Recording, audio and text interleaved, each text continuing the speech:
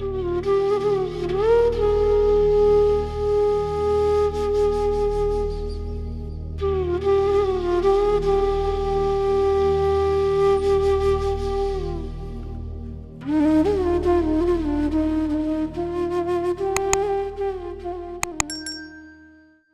बहुत-बहुत शुक्रिया गुरुजी का जिन्होंने हमें इस काबिल समझा कि और आप लोगों से मिलवाया कि हम आपके सम्मुख अपनी जो है वो गुरुजी की ब्लेसिंग शेयर कर सकें।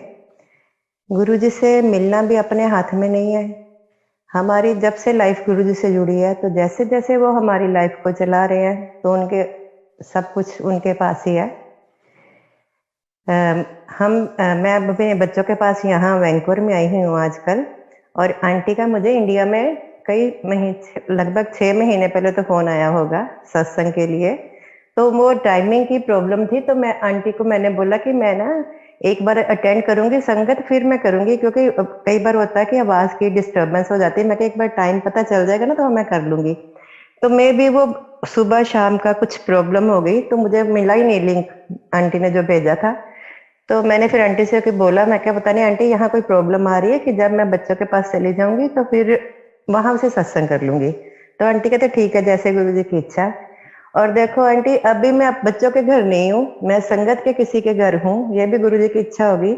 आज उनके घर सत्संग है गुरु महाराज का, तो वो हमें ले आए थे सत्संग के लिए यहाँ। और यहाँ से गुरु जी आज उनके घर से सत्संग करवा रहे हैं, तो ये भी उन्होंने इनका घर चुना। कुछ उनका होगा, कोई सिर्फ कहते नहीं हिसाब किताब गुरु महाराज का चलता है, हमारा तो चलता नहीं। हम एक्चुअली ये सोचते हैं कि जब हम गुरु महाराज से जुड़े तो हमारी लाइफ जो थी असली जिंदगी तब शुरू हुई है। ठीक है, हम जब गुरु जी के पास पहुंचे कुछ ऐसी कोई प्रॉब्लम नहीं थी कि जिसके कारण हम गए, लेकिन टाइम उनका होता है, आने वाली जो मुसीबतें होती हैं या हमारी जिंदगी में जो होना होता है वो मालिक को पता होता है, तो उसके अकॉर्डिंग वो हमें अपने साथ जोड़ते रहते हैं। ये भी उनकी बहुत हमारा अहोभाग्य है कि इस कलयुग में हमने ईश्वर के दर्शन किए, ईश्वर को छुआ, उनके हाथों से प्रसाद लिया और उनके साथ हम अपने क्षण बिताए। और लेकिन एक हमसे ये गलती हुई कि हमने गुरु जी को कभी भी रब नहीं माना। तब महापुरुष मानते थे, बहुत रिस्पेक्ट करते थे, गुरु जी से बहुत प्यार करते थे, लेकिन गुरु जी कई बार बातें जो करते थे ना हमारी बता देते थे ऐसे ऐसे, तो कहता था नहीं इनको कैसे पता चला, फिर होता था किसी ने बता दिया होगा, लेकिन मन में ये कभी नहीं आता था कि इनको पता कैसे चल गया। तो वो बस हमने वो टाइम पता नहीं गुरु महाराज जाने क्या पर्दा रखा हुआ था उन्होंने। तो वो जो जैसे अब जुड़े हैं हम गुरु जी की महासमाधि के बाद, तब हमें ऐसा नहीं जुड़ पाए, ऐसा लगाव, ऐसा अट्रैक्शन तब नहीं हुआ जब गुरु जी साक्षात थे। उनके पास बैठना, उनके दर्शन करना सब अच्छा लगता था। जब हम फर्स्ट टाइम गुरु जी के पास गए थे तो बच्चे छोटे थे और पहली बार दर्शन करते ही ऐसा हो गया था कि ऐसा जो है रूप हमने दुनिया में कहीं नहीं देखा। कई बार सोचते थे कि अब अंग्रेज भी देखते हैं इतने सुंदर सुंदर होते हैं, लेकिन गुरु जी जैसा वो चीज नहीं है उनमें भी। ये कई बार ना दिमाग में तो डालते थे गुरु जी, लेकिन हम वही इंसानी जीव है, भटकते थे, फिर भटकाव आ जाता था। और शायद अगर गुरु जी तब हमें बता देते तो हम वो सहन ही नहीं कर पाते कि ये ऐसा उनका जो रूप। लेकिन मजा बड़ा आता था गुरु जी के साथ। वही है कि वो पर्दा रखते थे अपने आप को, वो शो नहीं करते थे।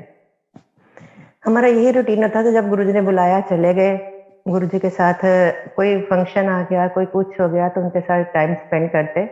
बड़े-बड़े अच्छे-अच्छे लम्हे दिए हैं गुरुजी ने हमें, अपने पास बैठने के, पास चरणों में उन्होंने बिठाया, खिलाया, शब्द सुनाए, ज़िंदगी को जीना सिखाया हमें। और छोटे-छोटे ऐसे इंसिडेंट्स हैं कि जिनसे हमें लगता था कि गुरुजी रब हैं, लेकिन हम उनको इग्नोर करते थे। एक बार मुझे याद है कि लोहड़ी थी, तो हमें फंक्शन में, कोई भी फंक्शन होता था, गुरुजी ज़्यादा उन बहुत अच्छे से सेलिब्रेट करवाते थे। अब लोहड़ी होती थी तो वो क्या करते थे, एम्पायर स्टेट में पूरी संगत को तो नहीं बुलाते थे, जो जिनका डे होता था उनको वो बुलाते और वो जो है बाहर जैसे लोहड़ी जला दी और फिर गुरुजी अपने हाथों से प्रसाद देते थे और संगत उसी में निहाल हो जाती थी कि गुरुजी ने प्रसाद दिया अपने हाथों से। तो हमारे घर में किसी रिलेटिव के शादी के बाद पहली लोहड़ी थी तो उन्होंने इनवाइट किया हुआ था, तो वहां जाना भी जरूरी था, वहां चले गए। लेकिन दिल में ये हो रहा था कि हाय अगर गुरुजी के पास होते तो गुरुजी हमें अपने हाथों से प्रसाद देते, आज मिस करेंगे हम वो प्रसाद को। चलो वहां से गए और वापस आ गए। फिर भी टाइम देख रहे थे कि अगर टाइम है तो हम अभी भी चले जाए एम्पायर स्टेट, लेकिन लेट हो गए थे, 11 बज गए हमें आते आते। और जब तक हम अपने घर वापस आए तो नीचे हमारे उसमें सोसाइटी में भी लोहड़ी सेलिब्रेट कर रहे थे, हम लोग बैठ गए। तभी मंदिर से जो लोग गए थे एम्पायर स्टेट, तो वापस आना शुरू हुए, तो उनमें से एक आंटी आई मेरे पास। कहती आंटी आप अपनी झोली करो। मैं क्या पता नहीं क्या कर रहे हैं। आंटी कह रहे ये लो आंटी, गुरुजी ने आपके लिए प्रसाद भेजा है। मैं बड़ी हैरान, मैं क्या गुरुजी ने, मैं तो मेरी इतनी सी इच्छा कि मुझे दिल कर रहा था कि गुरुजी के हाथों से प्रसाद लें। कहते वो सबको एक एक पैकेट दे रहे थे, मुझे एक पैकेट देने के बाद दूसरा एक और पैकेट दिया। कहते अज ना ਉਹਨੂੰ ਦੇ ਦੇं ਜਿਹੜੀ ਅੱਜ आई नहीं, वो घर बैठे कुड़कुड़ करती भी मैं गुरुजी को नहीं गई, गुरुजी को नहीं गई, उन्हें प्रसाद दे दें। मतलब कि हमारी एक एक बात की उन्हें जानकारी होती थी। हम जाते थे वही ना, फिर भूल भुलैया में, वहां तो बहुत अच्छा लगता है, वहां लगता था कि हम किसी और ही दुनिया में आ गए। लेकिन घर आते फिर उसी घर के रूटीन में हम रम जाते, फिर हम भूल भुला जाते। इसी तरह 2006 में होली का फंक्शन आया। तो 2005 में शंकर जी की मूर्ति से जब सेवा हो रही थी, तो केसर का ना रंग निकला था, वो भी गुरु जी की लीला थी। तो जब संगत आई तो गुरु जी ने बोला खेल है केसर नाल होली, तो हम ऐसे अगले साल से होली खेला करेंगे। तो बड़ी एक्साइटमेंट थी कि गुरुजी के वहाँ होली कैसे हुई, क्योंकि गुरुजी को डिसिप्लिन और सफाई तो बहुत पसंद है। और मंदिर में एक भी ऐसा कोना नहीं, एक भी ऐसा पत्ता नहीं होता था जो गंदा हो। संगत ऐसे साफ कर, अभी भी आप गए होंगे बड़े मंदिर तो देखो कैसे सफाई रहती है, लगता है कि ये दुनिया का अब पार्टी नहीं है वो नहीं है।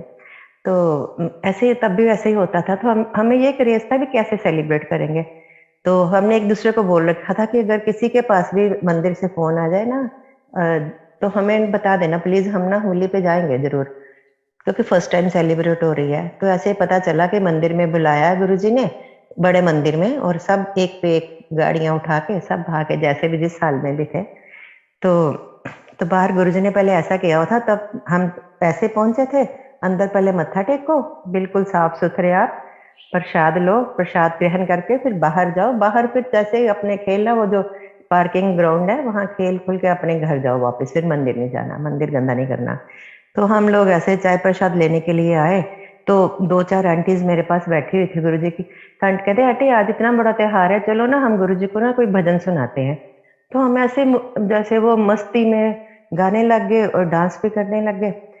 तो थोड़ी देर के बाद जैसे हम बैठे, चाय प्रसाद पकड़ी, प्रसाद को वो गुजिया वगैरह था, गुरुजी ने बहुत अच्छा से अरेंजमेंट कराया हुआ था, सारे लोहड़ी का जो होली का होता है वो सारा सामान था खाने पीने का। तो वो प्रसाद हम लेने खा रहे थे, तो सिंगला अंकल आए मेरे पास, कहते आंटी आज ना ये भजन बड़ा प्यारा है, आप ना गुरुजी को सुनाना ये भजन। मैं कहा नहीं नहीं अंकल, गुरुजी पूछते कुछ है, मुझ से कुछ निकलता है, तो मैं गुरुजी के सामने, मैं मेरी जुबान ही नहीं खुलनी, कुछ नहीं गाया जाना। कहते नहीं नहीं आंटी ऐदा नहीं करीदा, चलो आज तू आई। तो बाकी जो मेरी आंटियां थे कहते अंकल ये तो फिर इंसाफ ना हुआ ना, हम भी तो साथ में गा रहे थे, नाच रहे थे, हमें भी बुलाओ।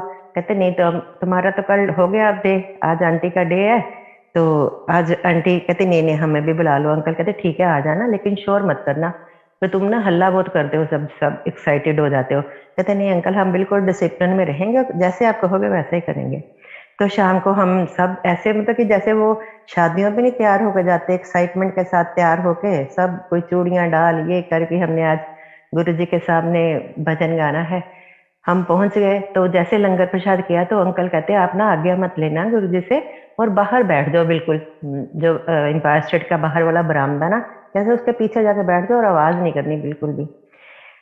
जब संगत सारी चली गई, बड़ी मुश्किल से 20-25 लोग होंगे, तो अंकल ने कहा, मैंने ना इशारा किया कि आ जाओ।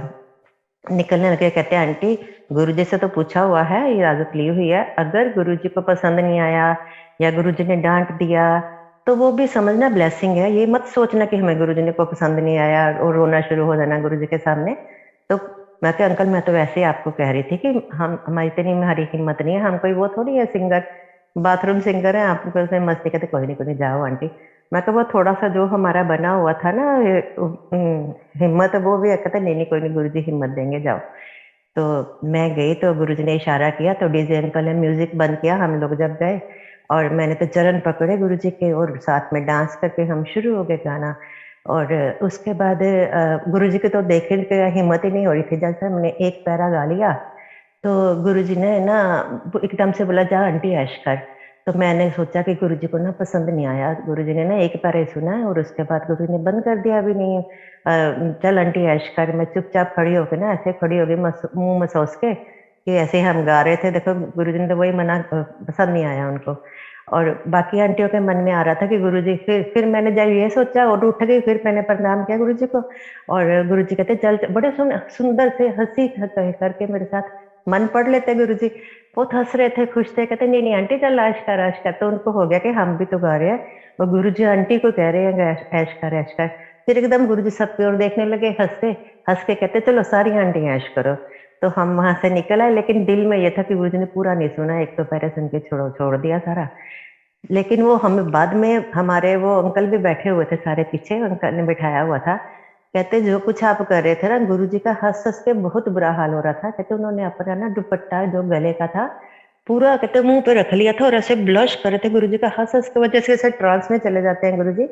वो भजन था, एक दिन शिव बोले भंडारी बन के ब्रिज की नारी, गोकुल में रास में चले जाते हैं जब, तो वो भजन था। तो गुरुजी का कहते इतना हंस हंस के बुरा हाल था, उनके से सुना ही जा रहा था और लोटपोट हो रहे थे गुरुजी। तो फिर उन्होंने ऐसा सुन के, आप घबराओ नहीं, हमने कहा रहे गुरुजी को पसंद नहीं आया। कहते नहीं, गुरुजी बहुत खुश थे, बहुत ब्लेस किया उन्होंने और बहुत अच्छे से उन्होंने सुना था। तो फिर हमें वो तसल्ली हुई। उसके बाद बस वही हम जाते थे आते थे, फिर वही मंदिर में जब जाना, सेवा जो मिल जाती गुरु महाराज देते। आगे ये नहीं होता था कि नाम होते थे, आगे संगत थोड़ी होती थी। आप कभी भी जाओ, हम मंडे के मंडे जाते थे, तो यही गुरु जी का आदेश है कि उत्थे जाके बैठा ना करो, कुछ ना कुछ सेवा करा करो, जो मिल जाए। चाहे पोचे लगी हुए या दोबारा लगाओ, तुसी अपनी जिंदगी चमकाओगे, जो मंदिर चमकाओगे। थे बस यही होता था, जाते कुछ ना कुछ। और कई बार जब बड़े फंक्शन आते तो हम घर से ही ले जाते थे सारा, बना बनू के थोड़ा बहुत, क्योंकि जो लंगर प्रसाद रात के लिए बनता था वो अलो नहीं होता था, किसी को वहां जाना भी अलो नहीं होता था किचन की तरफ मंदिर की। तो हम खा पी लेते थे सारा। एक बार हम, याद है, हम मंडे को मंदिर गए थे, मैं, मेरे अंकल, बच्चे सब साथ थे। तो तब हम ज्यादा देर नहीं हुए थे गुरु जी के पास जुड़े। तो हम, मेरे अंकल थोड़े ना वो सीधे हैं, जैसे कह लो ना चालाकी चलूकी नहीं है, वो कंफ्यूज हो जाता है जल्दी। तो उन्होंने देखा कोई संगत जो है वो गद्दी पे मत्था टेक रही है, कोई संगत पहले शंकर जी की प्रतिमा पे मत्था टेक रही है। तो वो थोड़ा कंफ्यूज हो गया, कहते मैं पहले अब गुरु को मत्था टेकूं कि शंकर भगवान जी को मत्था टेकूं। तो ठीक है, वो उन्होंने जैसा देखा मन में आया करके ना, पर लेकिन उनके मन में ये क्वेश्चन चल रहा था कि किसको पहले मत्था टेकना चाहिए। तो इतने में फिर वहां मत्था टेक के हम बाहर चले गए। वो प्रसाद मिलता है मंडे को, समोसा प्रसाद और लड्डू प्रसाद और चाय प्रसाद, वो प्रसाद ग्रहण किया। जब वापसी पे हम निकल रहे थे, आज्ञा लेने लगे अंकल, तो जैसे ही शंकर जी के चरण पकड़े, तो तब ये बैरियर वगैरह नहीं लगे होते थे, हम डायरेक्ट मतलब ये गद्दी तक भी चले जाते थे और शंकर जी की मूर्ति तक भी चले जाते थे। वो प्रतिमा का जैसे ही इन्होंने पैर चरण पकड़े, कहते मैंने मत्था टेके ऊपर हुआ जब, तो गर्दन तक का पोर्शन तो वो शंकर भगवान का था और उसके ऊपर का जो फेस था वो सारा गुरु जी का। तो ये कहते मुझे कुछ समझ नहीं आई कि मैं क्या देख रहा हूँ, ये गुरुजी कैसे बन गए। लेकिन इन्होंने शेयर नहीं किया किसी से। पीछे पीछे में बच्चे थे और उसके साथ मेरे देवर की भी बेटी थी। तो वो जैसे ही बाहर आई ना, तो कह रही बड़े पापा आप क्या देख रहे थे इतनी देर शंकर भगवान के अंदर। कहते कुछ नहीं है, कुछ नहीं देख रहा था बेटी। कहती नहीं, आज आपने गुरुजी ने कुछ आपको दर्शन दिए, आप शेयर नहीं कर रहे हैं हमारे साथ। तो फिर इन्होंने बताया था, तो गुरुजी ने वही वो डाउट क्लियर कर दिया कि पहले इधर मत्था टेक लो चाहे इधर दे टेक लो, दोनों तरफ मैं हूँ, गद्दी पे भी मैं हूँ। अगर शंकर भगवान को टेक, मतलब गुरुजी करते तो थे, लेकिन हमारा वही मानव प्राणी बुद्धि ऐसी है, मनुष्य बुद्धि नहीं समझ पाते गुरुजी क्या समझाना चाहते हैं। बहुत देर के बाद समझ आता है।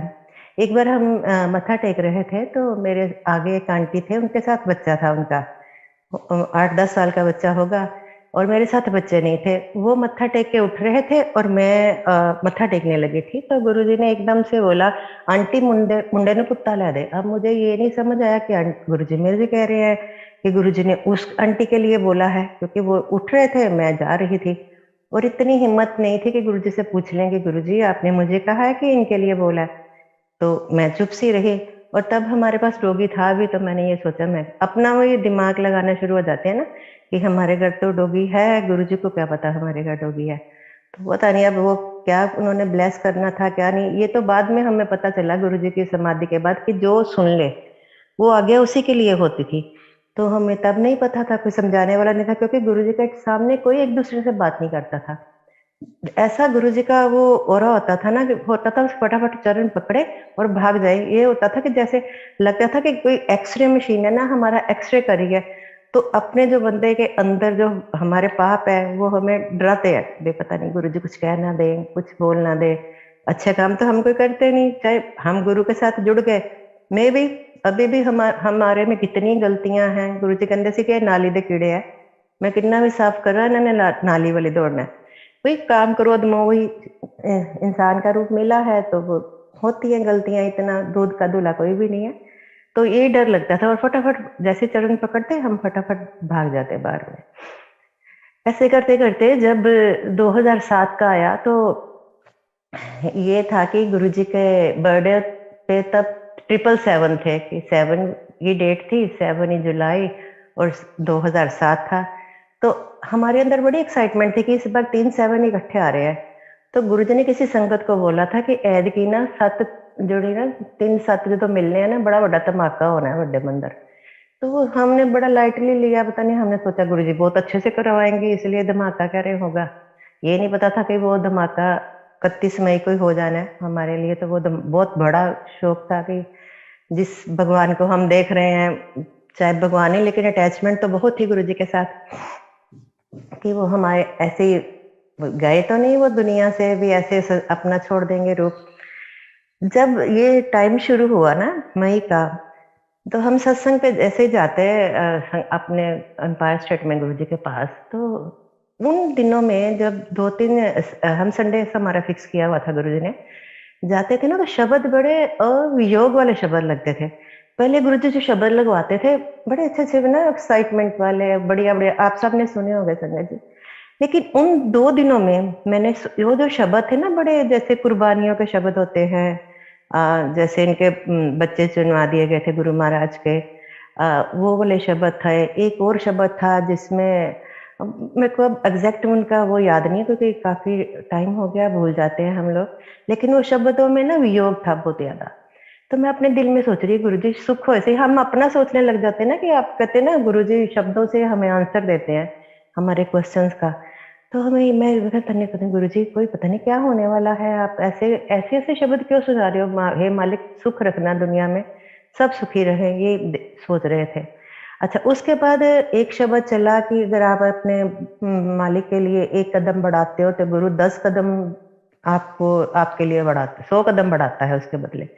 तो फिर मेरे दिल में ये आया कि हमें कब से ना गुरुजी ने ऊपर ही बिठा रखा था एम्पायर स्टेट में, नीचे बैठना हमें अलो नहीं था, वो गुरुजी ने मना कर दिया हुआ था। एक बार मैं मत्था टेकने गई, पूरा हाल नीचे वाला खाली था, गुरुजी भी साइड बोर्ड पे बैठे थे। मैं बड़ी खुश होकर गई, मैं कहा चलो आज तो कोई नहीं बैठा, गुरुजी के बिल्कुल पास बैठूंगी जाके। और जैसे मैंने अभी पहुंची भी नहीं, चरणों तक भी नहीं पहुंची, काफी दूर थी, तो गुरुजी मैंने जोर से कहते हैं चल तो आंटी ऊपर चल।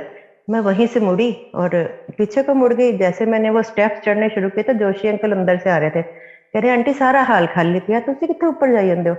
तो मैंने तो कुछ जवाब भी नहीं दिया, क्योंकि मुझे तो गुरुजी ने बोला था ऊपर चल। तो गुरुजी ने उन अंकल को जोर से बोलने लग गए, कहते जोशी मैं कहता ऊपर। उसके बाद ऐसा ही होता था कि जब मैं आती मत्था टेकती फटाफट ऊपर भाग जाती, कि गुरुजी कहेंगे एक बार कह दिया और बार बार क्यों कहना पड़ रहा है। तो हम तो मेरे मन में ये भी चल रहा, मैं कहा पता नहीं गुरुजी कितने साल हो गए, हम तो ऊपर ही बैठ रहे हैं, जाती बार आपके दर्शन होते हैं या आती बार होते हैं, उसके बाद तो होते नहीं है। उस दिन क्या हुआ, वो दिन होगा मैं ख्याल 2 हफ्ते के पहले की बात होगी। हम नीचे जब लंगर प्रसाद के लिए लास्ट कॉल आई, क्योंकि ऊपर बैठे होते थे, लास्ट में कॉल आती थी हमें लंगर प्रसाद की, तो हम नीचे के तो सारा भाल भरा हुआ था, हम सीढ़ियों तक चारों थे, हम, मैं, हस्बैंड और बच्चे भी साथ में थे। नीचे तक जैसे आने लगे हम फिर पलट के, क्योंकि जगह तो है नहीं, बैठेंगे कहाँ। तो अंकल इशारा किया आ जाओ, क्योंकि लास्ट राउंड था, फिर उसके बाद सेवादार लंगर प्रसाद करते थे। तो उन्होंने ऐसे किया, फोल्ड करके एक छोटी सी चटाई, आपको तब ऐसा होता था कि जब लाइनें बनी होती थी ना, बीच में से एक एक लाइन उठ जाती थी, वहां चटाइयां बिछ जाती थी, तो और एक थाली में 4 लोग इकट्ठे लंगर प्रसाद करते थे। और इतनी देर में हमें कभी फैमिली में लंगर प्रसाद हमने इकट्ठे नहीं किया। अगर बैठ भी जाते थे तो अंकल दूसरी थाली में, मैं दूसरी थाली में। उस दिन हमें चारों को उन्होंने गुरुजी के बिल्कुल सिंहासन के बिल्कुल पास बिठा दिया। जगह तो थी नहीं, वहीं घुस-मुस के हम जैसे, और मैं पूरी गुरुजी के जो मैट बिछी होती है, जहाँ चरण होते हैं, चरणों के पास बैठी हूँ बिल्कुल। वो मेरी जो बात का गुरुजी ने जवाब दिया कि गुरु वास्ते कदम वधान दो, गुरु 100 कदम 1000 कदम वधा लेंदा अग्गों। गुरुजी ने बिल्कुल अब जैसे गोद में बिठा के हमें लंगर प्रसाद कराया। और तब ऐसा हो रहा था कि जब हम वो अपना खाना शुरू निगलने की वो नहीं हो गई थी, वहीं फँस जाता था गले में जाके कि गुरुजी के हम कहाँ बैठे हैं और कहाँ लंगर प्रसाद कर रहे हैं। मालिक ने इतनी कृपा की। नेक्स्ट टाइम फिर ऐसे हुआ। एक बार तो हम हमें मैं बैठी थी गुरुजी की चटाई पे, एक बार बच्चे दोनों इस तरफ थे, तो गुरुजी ने पूरी फैमिली को तब ब्लेस किया। तो उससे पहले 14 मई को गुरुजी बड़े मंदिर आए थे। 31 मई को गुरुजी ने महासमाधि ली, 14 को गुरुजी बड़े मंदिर में आए थे। तो हम तो हमारा रूटीन था मंडे के मंडे हम मत्था टेकने जाते थे मंदिर, बड़े मंदिर में, क्योंकि वो तब मंडे ही खुलता था। पूरे दिनों में अब की तरह नहीं खुलता था कि वो एम्पायर स्टेट ही होती थी, जो संगत वगैरह होती थी, लंगर प्रसाद एम्पायर स्टेट में होता था।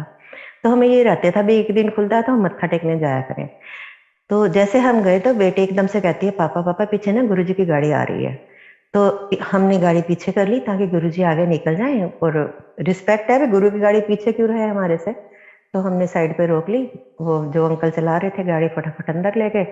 गुरुजी अभी अंदर पहुंचे होंगे तभी तक हम भी साथ साथ ही थे, पीछे हम पहुंच गए। तो तब ना ये शू स्टैंड बिल्कुल पास ही होता था गेट के, अब तो दूर हो गया, तब बिल्कुल पास होता था शू स्टैंड। तो वहां पर हमने अपने जूते निकाले, अंकल ने वो डाले हुए थे ना सॉक्स वगैरह, इनको देर लगी। थोड़ा गेट तक पहुंचे, थोड़ा गणेश जी तक ही पहुंचे, तो वो एक सेवादार था, नीश अंकल थे। तो वो कह रहे, आंटी गुरु जी का हुक्म है, आज घर वापस जाओ, यहीं से मत्था टेको गणेश जी को और वापस चले जाओ। मत्था टेका, अब गुरु आ गया है, वापस पलट गए। गेट तक आए और ऐसे ना जो रोखों में से देख रहे हैं कि इधर इधर इधर है, कहीं गुरुजी अगर आप आए भी और हमें बाहर बिठा रहे हो, चलो जो भी है। फिर तब तक अंकल मिले, मैं क्या आज्ञा होगी, बाहर चलो। अंकल तो वहीं से मुड़ गए पीछे। इतने में मैंने देखा कि अनीश फिर भागा भागा आ रहा है कि आंटी गुरुजी ने बोल दिया आ जाओ, लेकिन ना शोर नहीं करना। अंकल आंटी गुरुजी के साथ एक फैमिली थी, गुरुजी उनको मंदिर दिखाने के लिए आए थे।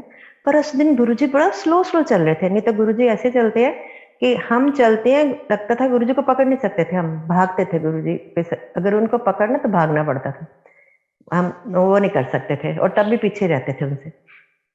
उस दिन बड़ा स्लो स्लो चल रहे थे गुरुजी।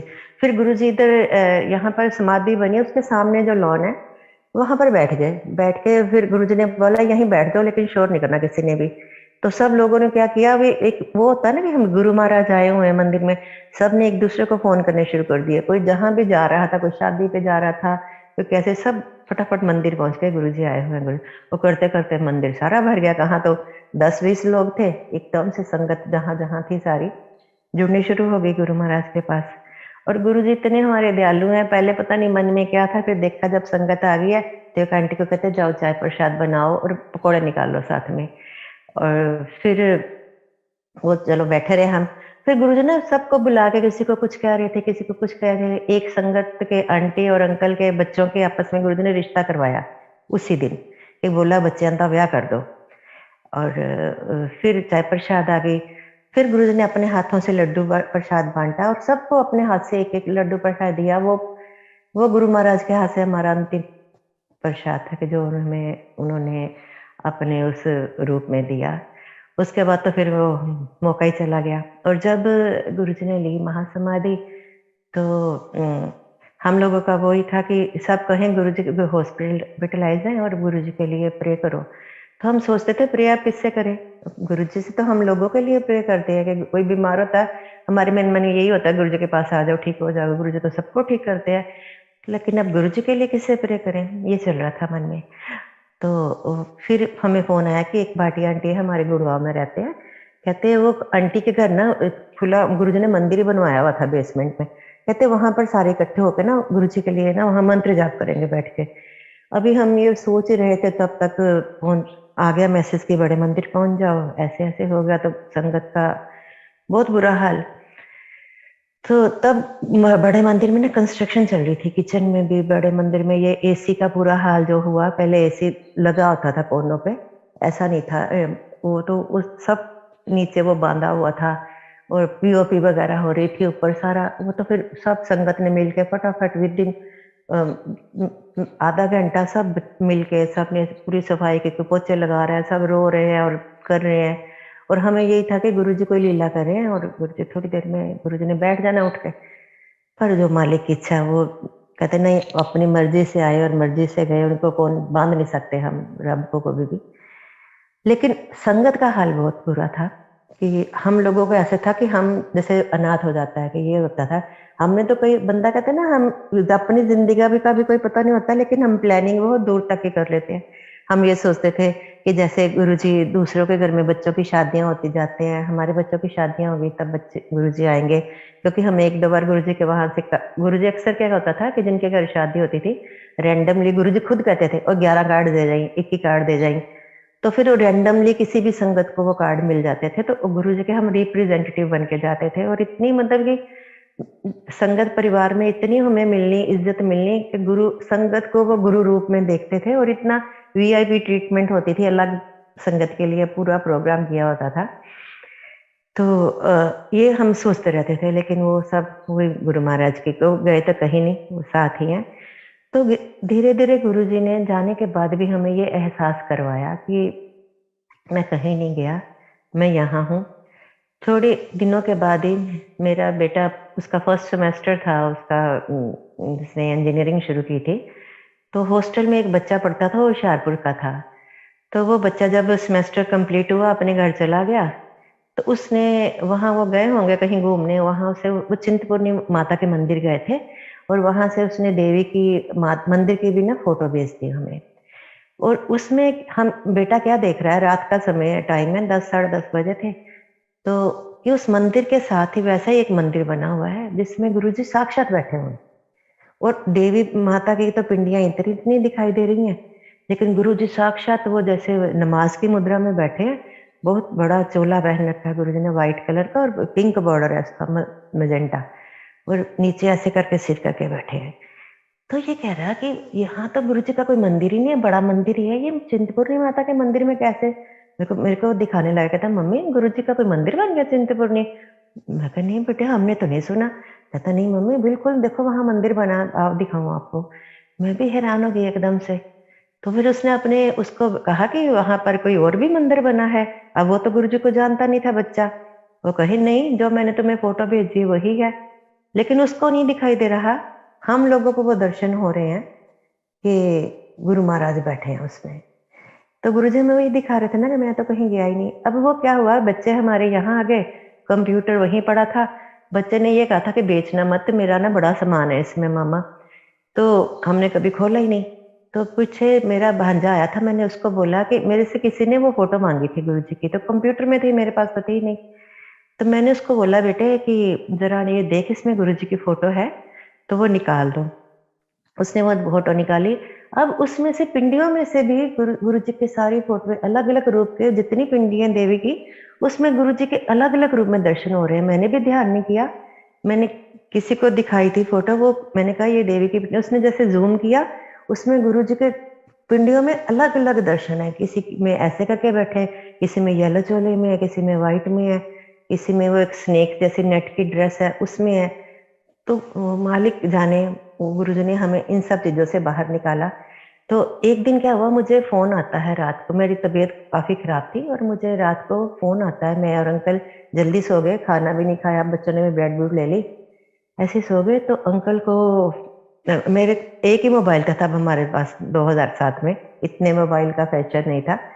तो रिंग होती है, तो मैं कहती हूँ हेलो, कहते शिव जी हैं।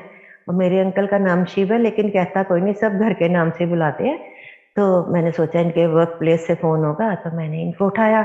मैं क्या आपके लिए फोन है? तो वो कह रहे शिव जी हैं, कहते हाँ जी बोल रहे हैं। वो इनके साथ पंजाबी में बात करे, कहते की हाल ਤੁਹਾਡੀ मिसिस का? ये हैरान हो गए कि मिसिस का हाल खराब, किसी को तो पता ही नहीं है। कहते नहीं वो ठीक है। कहते नहीं कितने ठीक है, जो जो मुझे हो रहा है गुरुजी इनको फोन पे बता रहे हैं। कहते वो लो फील करती भी, उन चक्कर आंदे पे, उठिया नहीं जाता, जो ने कुछ किया ही नहीं है सवेर का। मैं कहते नहीं नहीं हो जाए, फिर कोई नहीं। कहते हमें बस ये हो गया भी है कौन जो इतना क्लोज हमें इतना सब कुछ बता रहा है। कहते हैं आप क्या कौन बोल रहे हैं? कहते मैं ना अमृतसर से आपका रिलेटिव बोल रहा हूँ, कपूर। अब अमृतसर हमारे रिलेटिव बहुत है लेकिन कपूर कोई नहीं है। हम ये सोचे हम पंडित है तो हमारे सारे कोई शर्मा है, कोई भारद्वाज है। फिर हम घूम गए कि पता नहीं कौन बोल किसी का रॉन्ग नंबर लग गया। फिर वो ये कहते हैं आपको किसने बताया? पहले कह रहे मेरी सिस्टर का नाम लिया, वो अमृतसर में है कि रितु। फिर कहते नहीं मुझे ना दृष्टि से पता चला। फिर हमने कहा कि हमारी तो कोई दृष्टि है नहीं है, जानकर किसी का रॉन्ग नंबर मिल गया किसी का पता करने के लिए। फिर एकदम से कहते हैं कि चल चिंता न कर, सवेर तक ठीक हो जाओ। जब ऐसे बोले तो फिर एक बार मन में आया ये तो गुरुजी की भी आवाज ऐसे इस स्टाइल में बोलते थे गुरुजी। फिर हमने नहीं गुरुजी अब कहाँ, गुरुजी के पास हमारा नंबर कहाँ।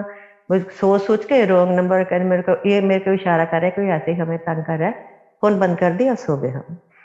और सुबह हम जब उठे तो मैंने बच्चों से बात की। मैं कहा पता नहीं रात को किसका फोन आया और कितनी देर बात करते रहे और पता नहीं चला किसका फोन है। और ये सब चीजें बातें हुई। बच्चे कहते हैं इनकमिंग देखते हैं, तो उसमें संगत जितनी देर बात हुई हमारी, कोई इनकमिंग नहीं थी, नो इनकमिंग। लास्ट जिसका फोन आया था उसी की आई हुई थी, उसके बाद कोई नहीं थी। और फिर मेरे मन में मैंने किसी से शेयर नहीं की। मैं कहा फिर वो होता है कि संगत कहेगी, अब पता नहीं कैसे कैसे लोग ना वो बनाने लग गए। अब मैं शेयर करती हूँ ये चीज क्योंकि हमें अब रियलाइज हुआ था, अब हमें रियलाइज ही नहीं हुआ था। मैं तो इसी के चक्कर में लग गई कि हमारा नंबर कैसे आ गया गुरु जी के पास, तो गुरु जी कैसे आ सकते हैं अब। और फिर 8-9 बजे मेरे को सोसाइटी से इंटरकॉम से फोन आ रहा है, मेरे कोई संगत आंटी है उनका आया। वो कह रही है कि भाभी आप बीमार हो। मैं क्या अब कैसे, इसको कैसे पता चल गया मैं बीमार हूँ? कि मैं क्या तेरे को कैसे पता चला? कहती मैं क्या हूँ तबीयत मेरी कल ठीक नहीं थी। कहती मेरी ना सीआईडी बड़ी स्ट्रांग है। मैं कहा बता ना तुम मेरे को वो कर रही है। कहती मुझे ना सपने में गुरुजी आए तड़के तड़के अभी। कहती मेरे सुबह आंख लग गई तो गुरुजी मुझसे उसमें कह रहे हैं कि वो कमली है, भी रोंदी रहती है, मैं जो करना उन्हें समझ भी नहीं आती। क्योंकि हमें नहीं समझ आई थी कि गुरुजी का फोन है। उन कहते परेशान ना होया करे, मैं किते नहीं गया, मैं तो संसार दे कोने कोने जा एवं क्यों फील करती रहती है। जब उसने बोला तो मैं और फिर मैं क्या हो देखो वो हमें नहीं पता चला। मंदिर की एक आंटी कहती है आंटी गुरु जी कदी नंबर नहीं से मिलाते फोन का, जिदे नाल गल करनी सी कई बार फोन भी नहीं सी हुंदा, कुड़ते चसना करके गल कर लेंदे सी। मैंने उनसे भी शेयर नहीं की तो गुरु जी ऐसे ऐसे करके गुरु जी ने वो क्लियर किया कि कमली वो मैं ही सीगा, कोई और नहीं सीगा। फिर उसके बाद टाइम बीतता गया, गुरु जी ने हमें ऐसे संभाल लिया। फिर कनेक्शन ऐसा बनाया गुरु जी ने, अब तो ऐसा लगता है कि वैसे बस। और इतनी बार हमें गुरुजी ने निकाला। ये चलता चलता टाइम बीत गया, गुरुजी को सब पता होता हमारे साथ क्या होना है क्या नहीं होना। 2012 आ गई तो मेरा ना पहले मैं बहुत मोटी थी, फैटी थी बहुत ज्यादा, मैं नीचे भी नहीं बैठ सकती थी, काफी मेरा वेट ज्यादा था।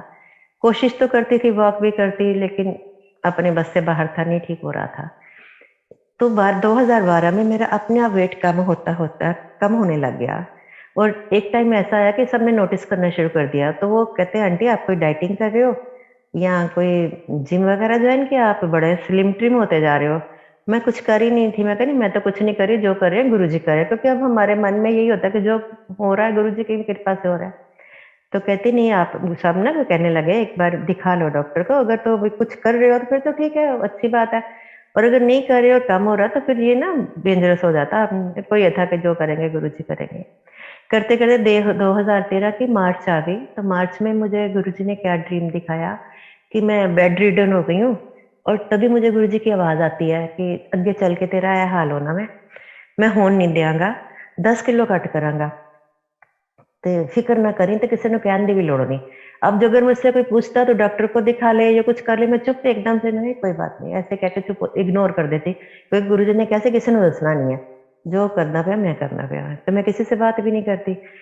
अब जैसे मई आई 2013 की तो लोगों ने कहना शुरू कर दिया कि आप ना 10 किलो कम हो गए हो, आप क्यों नहीं दिखा रहे? आपको हम बार बार कहते हैं हमारे लिए ही दिखा लो, कल को कोई ऐसी प्रॉब्लम निकल आई तो फिर जो इलाज हो जाए। तो मेरे को तो पता था भी कुछ नहीं हो सकता, गुरुजी हैं, लेकिन वो भी घर वाले का प्रेशर सब, नहीं आप टेस्ट कराओ टेस्ट कराओ।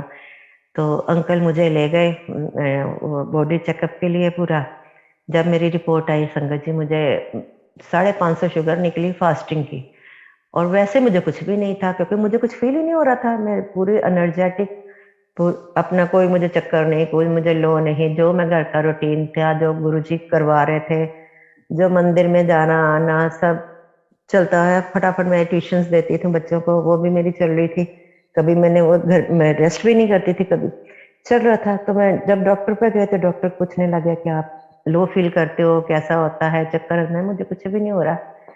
उसने दवाइयाँ देनी शुरू कर दी और दवाइयाँ खाने के बाद मेरी शुगर तो नॉर्मल नॉर्मल क्या, फिर वो होनी शुरू हो गई, डाउन आनी शुरू हो गई। एक मैंने टेबलेट खुद ही बंद कर दी क्योंकि डॉक्टर आउट ऑफ कंट्री था। तो फिर आया तो बात की, कहता ठीक है आपने कर दी। लेकिन उसके बाद क्या हुआ, जैसे मैंने दवाइयाँ शुरू की, क्योंकि हुक्म नहीं था मालिक का दवाई का, तो मेरे ना सेंस ऑर्गन पे उसका इफेक्ट आ गया। मेरी हेयरिंग पावर चली गई, आंखों से मेरे बिल्कुल दिखना बंद हो गया। 2 चश्मे लग गए संगत जी मुझे, इतने मोटे मोटे ग्लासेस के।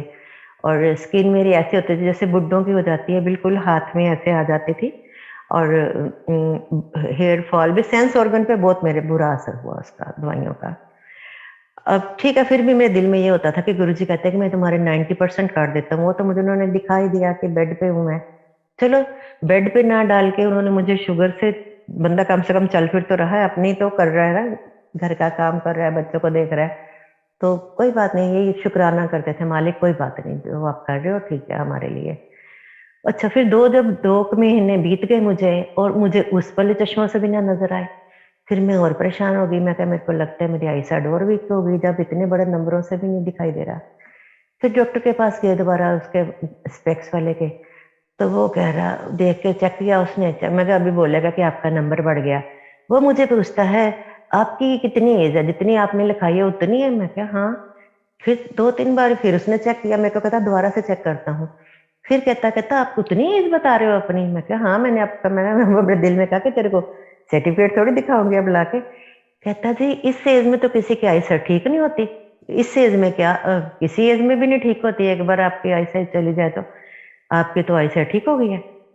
फिर मैंने कहा तेरे को क्या समझाऊं, हमारे गुरु महाराज तो मुर्दे को जान दे देते थे, ये तो आंखें हैं।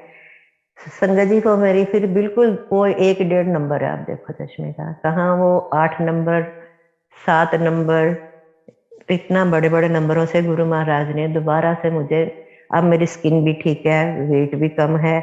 जो वो गुरु जी हमारे लिए वो करते हैं जो हमारे लिए ठीक है, हम बीच में अपना दिमाग लगा के ना बिल्कुल गड़बड़ कर लेते हैं। तो वो नई जिंदगी दी। अब तो मैं ये सोचती हूँ कि गुरुजी, मेरी तो बाकी की जिंदगी बेड पे थी, और आपकी ये कृपा है कि अब मैं चल फिर रही हूँ संसार में, सब अपना अपना आप संभाल के बैठी हूँ, बच्चों को घर संभाल के बैठी हूँ अपना। ये अभी डेंगू, अब जब ये कोविड आया, हम सबको कोविड हुआ है, थोड़ा थोड़ा थोड़ा थोड़ा।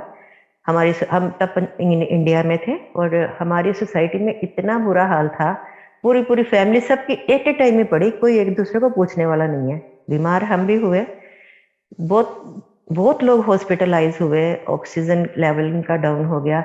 लेकिन मालिक की कृपा से हमें माइल्ड सा होके, क्योंकि अब पूरी जगह एयर में आ जाए तो आपको हो गई होगा, लेकिन उससे मालिक ने हम सबको बुलाया, बचा दिया, थोड़ा थोड़ा थोड़ा थोड़ा करके उसका इफेक्ट निकाल दिया सारे। घर में हम ठीक हो गए। उसके बाद ये अभी डेंगू चला था, तो इसी उसमें सितंबर में मुझे 17 सितंबर को मुझे फीवर आया थोड़ा सा। तो मैं अंकल को कह रही, मैंने मुझे ना बुखार सा लग रहा है, और बॉडी शिवरिंग हो रही थी साथ मुझे बड़ी जोर से। तो मैंने पैरासीटामोल ले ली, और हमारे एक आंटी है, डॉक्टर आंटी, वो भी गुरुजी की हैं, मैंने उनको फोन किया। मैं कहा आंटी मुझे फीवर आ रहा है। कहते ऐसे करो 2 दिन पैरासीटामोल खा लो, और गले में अगर हो रही है तो गले की ले लो कोई दवाई, फिर हम ना ब्लड टेस्ट करवाएंगे अगर नहीं फर्क पड़ा तो। अगले दिन मेरा बहुत बुरा हाल हो गया, मुझे इतनी वॉमिटिंग्स शुरू हो गई, इतना बुरा हाल। तो मेरे को अंकल फटाफट हॉस्पिटलाइज हो गए, कर दिया उन्होंने, मुझे हॉस्पिटल ले गए, क्योंकि मेरे से उठा ही नहीं जा रहा था, और कुछ अंदर नहीं जा रहा था मेरे। और अंकल कह रहे मेरे को तो पता नहीं, कहते मैं तेरे से कुछ पूछता था तो जवाब ही उल्टा दे रही थी, तेरे को समझ नहीं आ रही थी मैं क्या पूछ रहा हूँ। कहते फिर मेरे को हो गया, इसको ना कुछ गड़बड़ याद आई है। हॉस्पिटलाइज हुई, मैं वहां गई तो उन्होंने सारे चेकअप, फिर इमरजेंसी में ले गए थे, सब चेकअप हुआ है सब। तब मेरी फिर शुगर एकदम से पता नहीं 600 पे पहुंची लास्ट पे, और बीपी मेरा 50 से भी नीचे, सोडियम डाउन, और उसके बाद सारी फुल ब्लैडर यूटीआई निकली, और साथ में डेंगू निकल आया। अब इतनी ज़्यादा वीकनेस सारी चीज़ों की हो गई, उन्होंने मुझे एडमिट कर लिया, दवाइयाँ लगा दी IV वगैरह सब जो भी है, वो अपना ट्रीटमेंट शुरू कर दी उन्होंने। और मेरे को ना एक आंटी ने कैलिफोर्निया से मुझे बोला हुआ था कि 24 सितंबर को आपने सत्संग करना है ज़ूम पे। आंटी तो वो फिक्स था हमारा वो भी दिन कि मैंने 24 सितंबर को सत्संग करना है, और 17 तारीख को मैं हॉस्पिटलाइज हो गई। अच्छा, जब 26 तारीख आई तो मुझे डॉक्टर आया इनके पास, कहता है इनको इतनी दवाइयाँ दे दी, इन पे कोई भी दवाई जो है ना रिस्पॉन्ड नहीं कर रही इनकी। तो अब संगत जी मान सकते हो कि डॉक्टर आके खुद आपको ये कह रहा है कि कोई दवाई रिस्पॉन्ड नहीं कर रही, तो आप पे क्या बीतेगी। इतने दिन से हॉस्पिटल में पड़े हो, यहाँ भी आपकी ट्रीटमेंट नहीं चल रही ठीक, तो क्या होगा आपका। तो मैंने ये सोचा गुरुजी ठीक है, जो करना है कर लोगे। तो फिर अंकल कहते कल सत्संग कैसे करेगी। मैं कहा नहीं वो तो मैं करूंगी, जितना गुरुजी करवाएंगे, जितना मेरे से होगा मैं तो करूंगी। वो हो सकता है गुरुजी ने वही से मेरा कल्याण करना है, या जितना ये स्टाफ घूम रहा है हमारे आसपास गुरुजी ने उनका कल्याण करना है, बाकी पेशेंट्स का करना जहाँ जहाँ। तो मैंने मना नहीं किया, पर जितना हम गुरु महाराज ने करवाया सत्संग, मैंने वहाँ सत्संग किया, हॉस्पिटल से ही किया। और उसके बाद जैसे ही मैंने सत्संग किया मेरी इम्प्रूवमेंट होनी शुरू हो गई। तो ये प्लानिंग किसकी थी? गुरु महाराज की। उनको पता था कि मेरे को बीमार होना है, हॉस्पिटल जाना है, और वहाँ मेरे को ठीक करने का उन्होंने ये जरिया बताया। और उसके बाद मुझे गुरुजी ने क्या ड्रीम दिखाया कि गुरुजी मेरे घर आते हैं और कहते हैं मेरा नाम लेके रेनू। मैं कहनी हाँ जी। कहते चल चलिए। तो मैं बड़ी खुशी से ना गुरुजी की बाजू पकड़ती हूँ और चल पड़ती हूँ, चलो चलो गुरुजी। और ये नहीं पूछती कहाँ या क्यों, कुछ भी नहीं, बस इतना मुझे याद है। तो मैं चल पड़ती हूँ गुरुजी के साथ। तो हमारे घर से ना काफी चलने के बाद, कॉरिडोर के बाद ना लिफ्ट है। तो जब पीछे पीछे चल रही हूँ मैं गुरुजी के, बाजू पकड़ के, पीछे बाजू पकड़ी है उनकी और साथ साथ चल रही हूँ। फिर मैं कहती अच्छा लिफ्ट आ गई है, तो मैं ना गुरुजी के प्रेस करें बटन, मैं खुद आगे जाके करती हूँ। तो मैं थोड़ा सा आगे होकर ना बटन प्रेस करती हूँ, तो पीछे देखती हूँ गुरुजी है ही नहीं। मैं कहती अरे गुरुजी कहाँ चले गए। फिर मैं दबे पाँव से देखती हूँ गुरुजी हमारे घर की दहलीज के, और साथ वाले पड़ोसी हैं वो भी गुरुजी को मानते हैं। उनके उनके घर भी पूरी संगत बैठी है और हमारे घर भी पूरा भरा हुआ संगत से। तो गुरुजी बीच में खड़े होकर मेरी कोई बातें कर रहे हैं उनके साथ। अब मुझे नहीं, वो नहीं पता चली सपने में क्या कर रहे हैं। और फिर मैं डर जाती हूँ, मैं कहती नहीं गुरुजी कहेंगे देख बातें सुन रही है। मैं दोबारा जाती हूँ, तब मुझे मेरे मेडिसिन का टाइम हो गया था, वो देने आ गए और मेरी नींद खुल गई। तो मैंने अंकल से बोला, मैं कहा मेरे को तो गुरुजी लेने आए थे। अरे तो अंकल भी करने लगे, हंसने लगे, कहते अरे बड़ा अच्छा टाइम था, अब गुरु लेने आया था, इससे बढ़ के और क्या होता, तो चली जाती। मैं कहा पता ही नहीं चला गुरुजी कहाँ आपने उठा दिया, वो पता ही नहीं सपना में। तो वो सब मालिक की कृपा है। मालिक हमें ऐसे बचाते हैं। गुरुजी ने मेरे को कितनी बार दी है न्यू लाइफ, मेरे अंकल को दी है, मेरे बेटे को दी है। मुझे पता नहीं है संगत जी कितना टाइम होता है आपका, आप प्लीज मुझे बता दें। सत्संग आंटी में आप अपनी पूरी जर्नी शेयर करें। आंटी पूरी पूरी करनी बहुत मुश्किल है, क्योंकि पूरी में अच्छा, तो जितना जितना गुरु जी बुलवाते हैं। नहीं, मेरे को भी टाइमिंग का हो जाता है ना, आप देख लेना आंटी, प्लीज मुझे ना बता जी देना। जी जी जी। आंटी 2018 में हम यहाँ आए थे बच्चे के पास। तब बच्चा मेरा अनमेरिड था, अकेला था।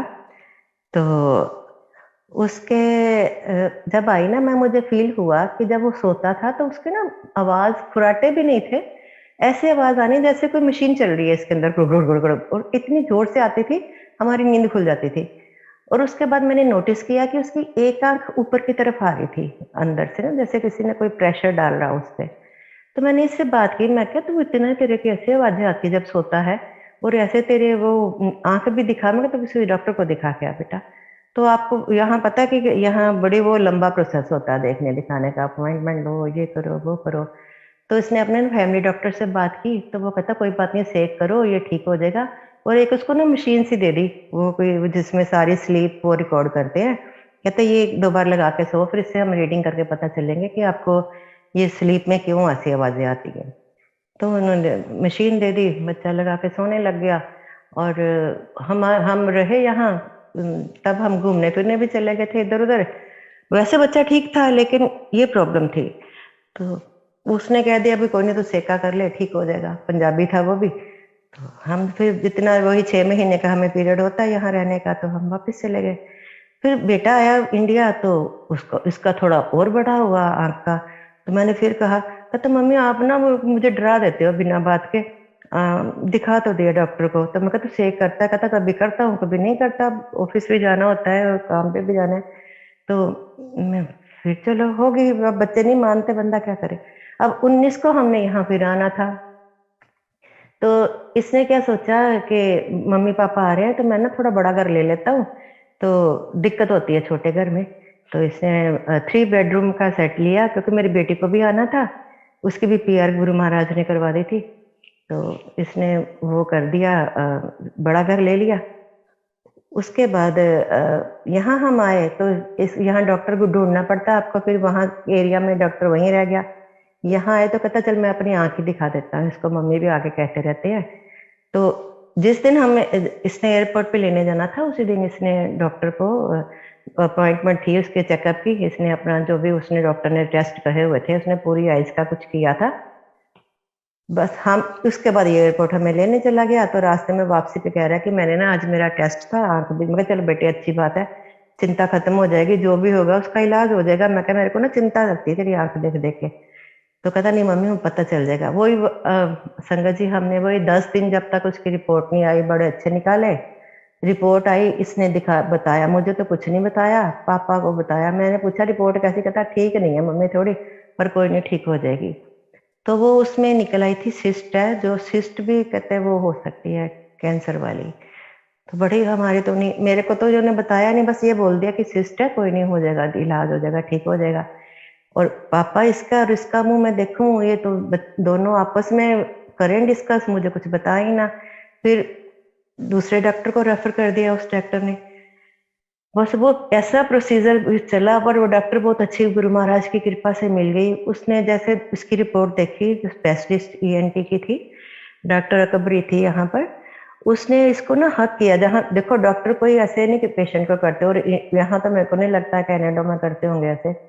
ऐसे हक करके कहती don't worry, you are my younger brother, I am with you every time, I will do my best.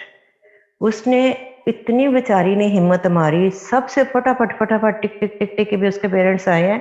बहुत छोटा है भी लड़का, यंग बच्चा है, तो आप उसके पेरेंट्स के होते होते जो करना है करवा दो। फिर उनको हमने तो कहा था या हमारा बढ़वा दो, फिर हम वापस नहीं जाते, बच्चों को ऐसे छोड़ कर नहीं जाएंगे हम।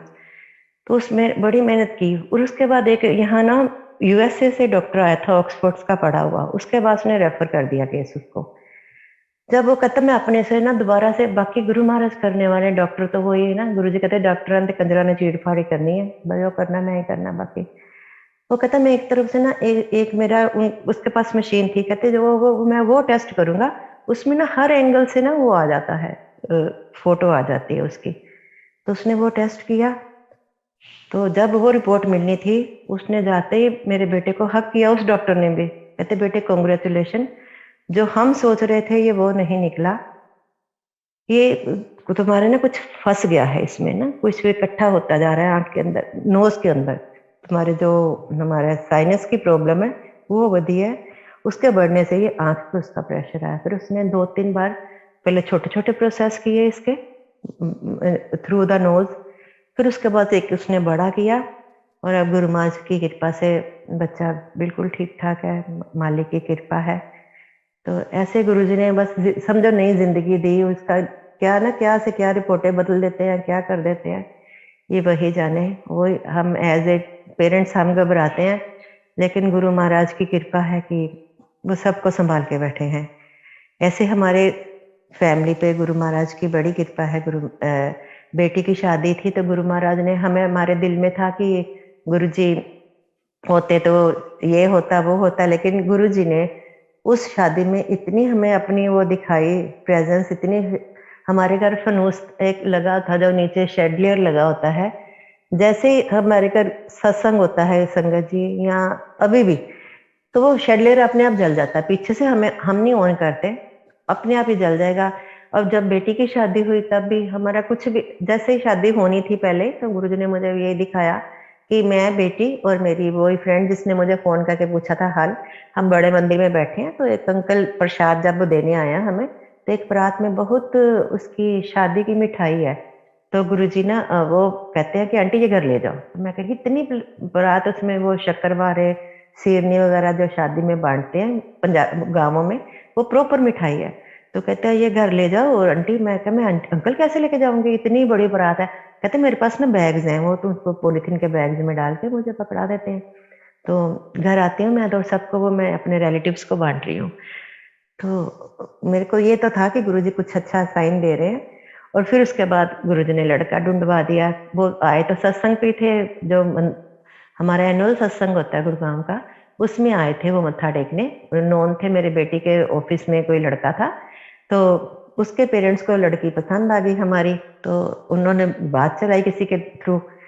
तो फिर हमने तो ये कहा कि हम तो गुरुजी को मानते हैं, हमारे तो गुरुजी करेंगे, अगर गुरुजी ने करना। दिखा चुके थे गुरुजी थोड़ा बहुत हमें कि मैं ये करवा रहा हूँ काम। फिर वो कहते आप हम उसका वो टाइम दे दो, हम मिलाएंगे टेवा पत्री। तो मैं कहा हम तो मिलाएंगे नहीं, क्योंकि हम तो गुरुजी के वाले हैं, तो हमें नहीं विश्वास, जो गुरुजी करें। कहते ठीक है। हमने कहा आप अपनी तसल्ली कर लो, अगर आपको पसंद है या जो भी मिलता है गुरुजी को जाने, गुरुजी की बात है। उन्होंने मिलाया, टेवा मिल गया, तो विद इन मंथ गुरुजी ने शादी भी करवा दी। ये देखो 2018 में 19 में जब आई है महाशिवरात्रि, उस दिन उसकी रिंग सेरेमनी थी, और उसके बाद 19 अप्रैल के गुरुजी ने शादी भी करवा दी। इतने टाइम में कैसे पैसे का अरेंज करवाया, कैसे, देखो हम सर्विस वाले लोग हैं, हम ऐसे नहीं, शादियों पे एक आध 2 लाख लगता नहीं, आप सबको पता है। और वो कहाँ से पैसे आए, कैसे हुआ, इवन कि उस बेटी की शादी का कार्ड भी गुरुजी मुझे दिखा गए थे रात को आके। और जब हम जो कार्ड सेलेक्ट करने गए हैं, कार्ड देखते जा रहे हैं, देखते जा रहे हैं, देखते जा रहे हैं, जब वो कार्ड आया, हम तीनों कह रहे ये देखो, कि इन्होंने तो नहीं देखा उस कार्ड, मैंने ही देखा हुआ था। फिर मैंने बताया, मैं कि मुझे यही तो गुरुजी दिखा के गए थे, सर नहीं ये वाला कार्ड। तो गुरुजी ने हर काम जो है वो ऐसे अपनी प्रेजेंट दिखा के और ऐसे संगत को बुलाया, और संगत पूरी संगत सेवा करी थी शादी में। जिस जो आया, कोई काम बता दो अंकल, कोई काम बता दो। हमें ऐसे हो रहा था जैसे हम गेस्ट हैं और वो सारे होस्ट हैं, ऐसे गुरु महाराज ने संभाला हुआ था सारा काम। कैसे वो कार्य है, गुरुजी का शुक्राना है, हम जितना भी करें वो कम है। संगत जी फिर जब गुरुजी देंगे आज्ञा, फिर करेंगे वो। फिर मेरे को होता है टाइम यादा ले लूंगी मैं आपका, फिर करते हैं हम। जय गुरु जी आंटी, जय गुरु जी, बहुत बहुत शुक्राना। कहीं मेरे से भूल चूक हो गई हो, गुरु महाराज और संगत जी मुझे माफ करना। जय गुरु महाराज। जय गुरु जी, शुक्राना मेरे मालिक। आंटी ਅਸੀਂ ਤਰਸਨੇ ਆਏ ਨਾ ਘੜੀਆਂ ਨਾ ਪਲਾਂ ਨੂੰ। नहीं आंटी देखो, जो उन्होंने देखो आप कदों ਦੇ करने पे हैं, 6 महीने हो गए। ਹਾਂਜੀ ਉਹ ਕਹਿੰਦੇ ਨਾ ਰੱਬ बिल्कुल टाइम डेट ਤਾਂ ਹੀ ਮੈਂ ਕਹਿੰਨੀ ਆ ਮੈਂ। और ਇਹ ਘਰ ਬਲੈਸ, ਇਹ ਅੰਕਲ ਨੇ ਨਵਾਂ ਘਰ ਲਿੱਤਾ ਹੋਇਆ, ਗੁਰੂ ਜੀ ਨੇ ਕੀ ਪਤਾ ਅੱਜ ਉਹਨਾਂ ਦੇ ਘਰ ਸਤਸੰਗ ਹੈ। ਸ਼ੁਕਰਾਨਾ ਮੇਰੇ ਮਾਲਿਕ ਦਾ। ਦੇਖੋ ਉਹਨਾਂ ਦਾ ਘਰ ਬਲੈਸ ਕੀਤਾ ਮਾਲਿਕ ਗੁਰੂ ਜੀ ਨੇ, ਉਹਨਾਂ ਨੂੰ ਵੀ ਬਲੈਸ ਕਰ ਦਿੱਤਾ ਆਪਣੇ ਘਰ ਚ ਬਿਠਾ ਕੇ। ਬਿਲकुल ਉਹਨਾਂ ਦੇ ਘਰ ਅਗਲੇ ਸਨ ਲੈ ਕੇ ਆਏ ਆਂਟੀ, ਦੇਖੋ ਸੰਗਤ ਦਾ ਪਿਆਰ ਦੇਖੋ, ਅਗਲੇ ਸਨ ਲੈ ਕੇ ਆਏ ਇੱਥੇ। ਅਸੀਂ ਕੱਲ ਪਰਸੋਂ ਦੇ ਇੱਥੇ ਬੈਠੇ ਆ। ਜੈ ਗੁਰੂ ਜੀ, ਸ਼ੁਕਰਾਨਾ ਮੇਰੇ ਮਾਲਿਕ ਦਾ। ਪਰਿਵਾਰ ਬਸ ਜੀ, thank you aunty, thank you ਤੁਹਾਡਾ, thank you Guru ji the, thank you ਸੰਗਤ ਜੀ। ਅਸੀਂ ਤੇ ਸੈਟਰਡੇ ਦਾ ਇੰਤਜ਼ਾਰ ਕਰਨੇ ਆ ਕਿ ਸ਼ਨੀਵਾਰ ਆਏਗਾ ਤੇ ਸਾਡੀਆਂ ਵੀ ਝੋਲੀਆਂ ਰੰਗਾਂ ਨਾਲ ਭਰ ਜਾਣਗੀਆਂ। ਬਿਲਕੁਲ ਆਂਟੀ, ਬਿਲਕੁਲ। ਔਰ ਆਂਟੀ ਇਹ ਜਿਹੜੇ ਲਮਹੇ ਹੈ ਨਾ, ਅਸੀਂ ਜਦੋਂ ਸਤਸੰਗ ਕਰਨੇ ਆਂਟੀ, ਅਸੀਂ ਜੀਨੇ ਆ ਦੁਬਾਰਾ। ਜੀ ਜੀ ਜੀ ਜੀ, ਅਸੀਂ ਉਹ ਇੱਕ ਇੱਕ ਪਲ ਗੁਰੂ ਮਹਾਰਾਜ ਨਾਲ ਜੀਵੀਦਾ ਹੈ। ਮਾਲਿਕ ਤੁਹਾਡਾ ਬਹੁਤ ਸ਼ੁਕਰ है ਤੁਹਾਡਾ। और आंटी मैं आपने सत्संग सुनाया अपने बेटे का, वाकई परमात्मा की बड़ी वड्डी रहमत है। मालिक सारी चिंतावां दूर कर देंदा है। ऐसे वास्ते मैं अपने परमात्मा वास्ते ही बोल रही हूँ कि मेरा रब हारे का सहारा है ये। बिल्कुल हारे का सहारा है ये, इससे ज्यादा कोई राज नहीं। और आंटी इसके पीछे भी एक और सत्संग है, वो मुझे सुनाना लो नहीं है, जो मेरे बेटे को उन्होंने ठीक किया। ਇਹਦੇ ਪਿੱਛੇ ਇੱਕ ਹੋਰ ਬਹੁਤ ਵੱਡਾ ਸਤਸੰਗ ਹੈ, ਉਹ ਮੈਨੂੰ ਮਤਲਬ ਕਿ ਕਿਸੇ ਨਾਲ ਸ਼ੇਅਰ ਕਰਨਾ ਲੋ ਨਹੀਂ ਹੈਗਾ ਆਂਟੀ। ਇਸੇ ਵਾਸਤੇ ਕਹਿੰਦੇ ਪੂਰਾ ਉਹਦਾ ਦਰਦ ਆਪਣੇ ਤੇ ਲਿੱਤਾ, ਪੂਰਾ ਦਿਖਾ ਕੇ ਆਂਟੀ, ਬਸ ਇੰਨੇ ਕਹਿ ਸਕਦੀ ਹਾਂ। ਮੇਰਾ ਰੱਬ ਵੀ ਬਹੁਤ ਪਿਆਰਾ ਆਂਟੀ। ਇਸ ਵਾਸਤੇ ਇਸ ਆਂਟੀ ਜ਼ਿੰਦਗੀ ਚ ਨਾ ਹੁੰਦੇ, ਪਤਾ ਨਹੀਂ ਕਿੱਥੇ ਰੁਲਦੇ ਹੁੰਦੇ ਆਂਟੀ, ਹੁਣ ਤੱਕ ਤਾਂ ਚਲੇ ਗਏ ਹੁੰਦੇ ਦੁਨੀਆ ਤੋਂ। ਹਾਂਜੀ ਹਾਂਜੀ, ऐसे करके ना मन करता है रब दी वडियाई करन दा।